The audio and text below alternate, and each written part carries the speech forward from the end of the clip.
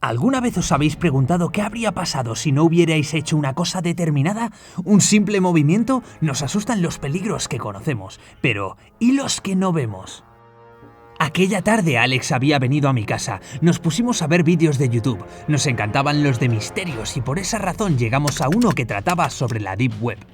Era demasiado inquietante, así que comenzamos a buscar información sobre ella. De repente y sin saber cómo estábamos navegando en la Deep Web. Había imágenes terribles y asquerosas. Leímos historias de asesinatos y torturas ocurridas en lugares cercanos. Una de las imágenes nos llevó a la página de una empresa de tráfico de órganos. En ella había fotos de personas mutiladas y animales abiertos en una mesa de quirófano. ¡Holy moly! Vimos que esa empresa se ocultaba tras una fábrica maderera. El nombre nos sonaba muchísimo y nuestros ojos se abrieron al descubrir que esa empresa era la más grande de nuestra ciudad. Cuando íbamos a buscar más información, el ordenador se fundió. Nos quedamos en silencio durante unos minutos, decidimos que era mejor olvidar lo ocurrido y prometimos no contárselo a nadie. Ninguno de los dos dormimos aquella noche. No dejábamos de pensar en las imágenes de la Deep Web. Al día siguiente decidimos ir a la fábrica de madera al acabar las clases. El camino hasta la fábrica estaba lleno de zarzas y matorrales. Cuando llegamos dejamos las bicis un poco alejadas de la entrada y nos escondimos detrás de un arbusto para investigar. No pasó nada durante varios minutos hasta que llegaron unos buzos con unas jaulas con animales y se metieron en el edificio. Por suerte o por desgracia, la puerta no se había cerrado y entramos sin pensárnoslo. En la entrada no había nadie, pero nos escondimos tras un carrito para inspeccionar. A un lado había un pasillo con una puerta al fondo. Llegamos a ella y aunque estaba cerrada tenía un círculo de cristal. Lo que vimos fue horrible. Había millones de jaulas con animales y a algunos les faltaban los ojos, a otros las orejas o las patas y muchos estaban muertos. Al fondo vimos otra jaula, pero lo que había dentro era un niño. Alex reaccionó rápido y sacó varias fotos. En ese momento oímos un ruido. Teníamos que salir de ahí y corrimos lo más rápido que pudimos.